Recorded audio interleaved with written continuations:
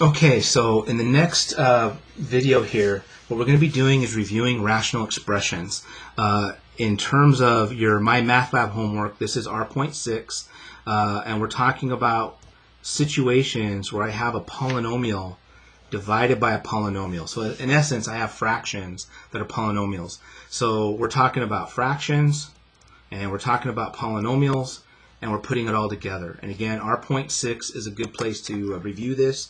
Like R5, this is another area that we do a lot of work in our college algebra class. So if there's another section you kind of want to maybe make sure you do and get the ideas back, it's R6. This will take us through problems 9, 10, and then 11, right? Because you'll notice in 11 on the next page, right, I have situations where we have polynomials divided by polynomials. I've got rational expressions. All right, so getting into this, the first thing we got to consider when doing a rational expression, right, we note that it's a fraction. And so like we do with fractions, we can simplify that. What that means is we have to find and divide out common factors. All right, and so factors, again, if you go back to the last video, means we're dealing with a multiplication. So when I look at this, you guys will probably say, well, 6 and 9, they share a common factor of 3. However, 6 is a term up here, and 9 is a term down there, and we do not divide out common terms, right? We divide out common factors. So what I first need to do is I need to factor the top, factor the bottom, and that way I can see what the common factors are to divide out. So we're back to factoring. So upstairs what we have is a trinomial, and again, if I go to guessing and checking, I believe x times x would be the first, and then the last is -6 plus 3 and minus 2 is going to do the trick. Again, to check it, my outer is a -2x, my inner is a positive 3x, giving us the positive x. So there's the factorization of the top.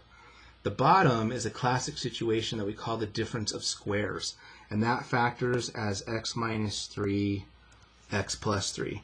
So I factored the top, I factored the bottom, and now I'm ready to simplify. To simplify, just basically look at what factors are the same. So this x plus 3 and this x plus 3 are common factors. They'll divide out, giving us 1.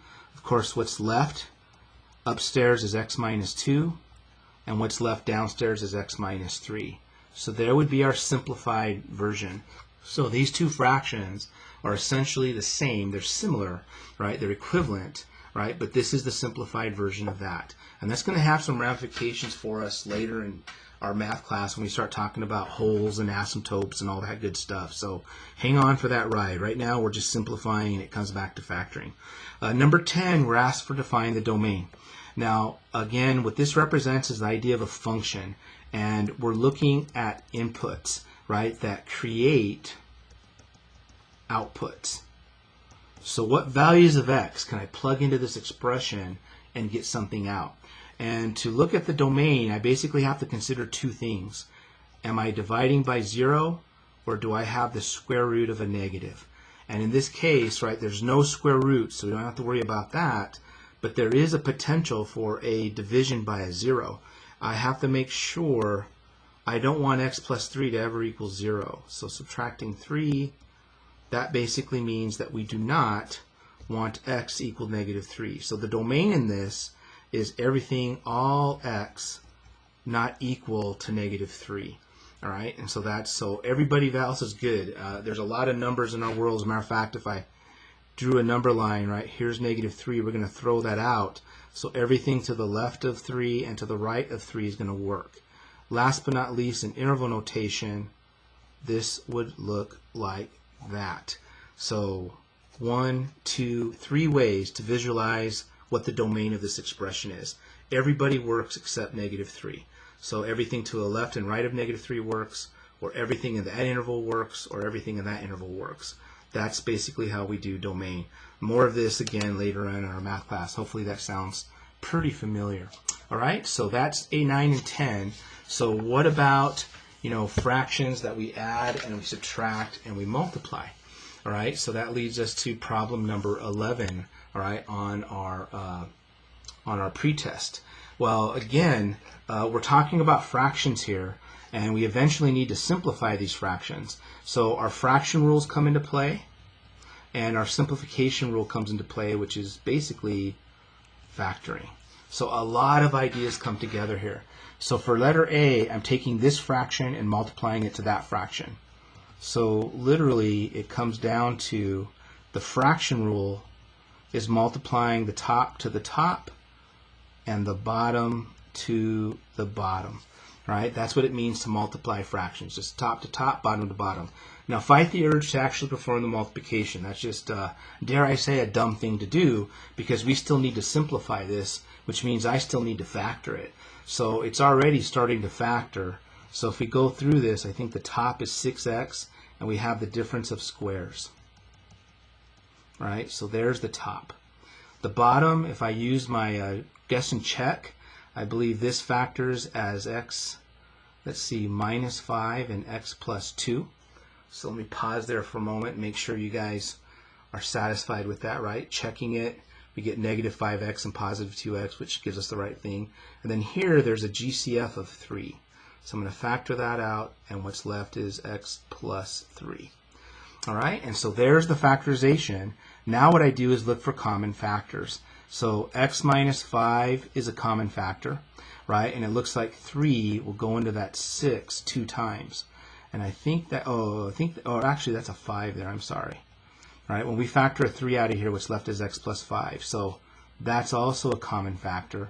And so when I look at what's left, upstairs it looks like it's 2x, and downstairs it looks like it's x plus 2. All right, and that is going to be our final answer. Again, fight the urge to that 2 divides out with that 2, and that x divides out with that x, because remember, we're dividing out common factors. Up here, 2 is a factor, but down here, 2 is a term, so no cancelization. Here, x is a factor and x is a term, so no cancelization. We only divide out common factors. So a lot of review there. Multiplying fractions is top to top, bottom to bottom, right? And then we're going to factor to simplify. Same thing over here, we're dividing. Well, the rule for division is to basically multiply by a reciprocal. And then now that we're multiplying, what I'm also going to do is I'm going to factor as I go along. So to multiply, it's just top to top, and the x comes out of here. Bottom to bottom, we get the difference of squares and the x plus 2. So I did two things at once there. I'm multiplying top to top, bottom to bottom, and then I'm factoring. That's already factored, and x comes out of that. That's a difference of squares times the x plus 2. And then I can see I have several common factors, right? X plus 2 is common, x minus 3 is common, and so in this one we're left with x over x plus 3. And again, fight the urge to divide out those x's. All right? So there's that. The next example we're doing is we are subtracting. All right? We have to be careful here because as I subtract, all right, I need a common denominator. And in this case, right, x minus 2 and 2 minus x are very close together. As a matter of fact, if I rewrite this as plus negative 3 all over 2 minus x, so subtraction is the addition of an opposite, and then that negative can go upstairs or downstairs. And if I apply that negative downstairs, we distribute it, and we end up with x minus 2. So we end up with x plus 3 all over x minus 2 as our final answer. Because to add, I have the same denominator, I keep it, and then just add up my numerators. So that one was a little tricky. We're handling that minus and putting it in a lot of different locations. Change the subtraction to the addition of an opposite, converted the negative from upstairs to downstairs, which when I distribute it, changes all the signs, gave me the common denominator. We're off to the races. All right, D is a little more challenging because we do not have a common denominator, but if I factored both of these guys, we can build the LCD. So the LCD, right, definitely has to have x plus 2 and x plus 2 in it, right, to make sure that this guy's in it. And this one, the x plus 2 is already handled, but it's missing an x minus 2. So there's our LCD. So what's missing from this guy is x minus 2. So to get it in there, I multiply top and bottom by it. And what's missing over here is another factor of x plus 2. So multiplying, we have x minus 2, dare I say, over the LCD. And over here multiplying, we have x plus 2 over the LCD. And then now that my denominators are the same, right, they're both equal to that, I can perform my addition. So when I combine like terms, x and x equals a 2x. Negative 2 plus 2 is gone. And what we have is the LCD, right? X plus 2 squared all over x minus 2. So there would be our final answer for that. Okay, so again, to review this material, you're looking at R.6, right, in your review.